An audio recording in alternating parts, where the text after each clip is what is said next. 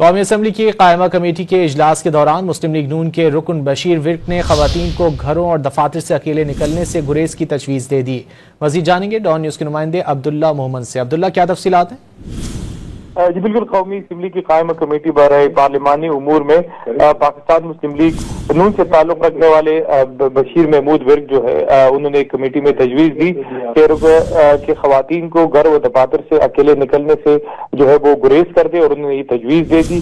Bashir Mahmood work نے خواتین کے خلاف الفاظ ریمارک دیتے ہوئے کہا کہ خواتین تسلیم کرے کہ وہ جسمانی اعتبار سے کمزور ہے۔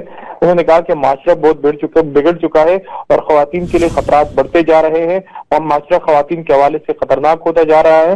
بشیر محمود ورک نے تجویز دی کہ مجرم کو جرم کا موقع دینے سے بھی ہر ممکن احتیاط برتنی چاہیے، جبکہ اس کے ساتھ ساتھ خواتین ارکان نے کہا کہ عمومی طور پر خواتین کے حوالے سے رکن کی تجویز درست نہیں۔ خواتین ارکان اب خواتین کے جو جوڑو کراٹے تو نہیں سیکھ سکتے۔ خواتین ارکان نے کہا کہ ترقی یافتہ ملکوں میں خواتین کو اپنے دفاع کے لیے جو جوڑو کراٹے جو ہے وہ سکھائے جاتے ہیں۔ یہ پارلیمانی امور کی کمیٹی تھی جس میں وزیر اعظم پورٹل کے حوالے سے پارلیمانی جو وزارتی پارلیمانی امور ہے انہوں نے بریفنگ دی۔ جی عبداللہ، بہت شکریہ ان تفصیلات کے لیے۔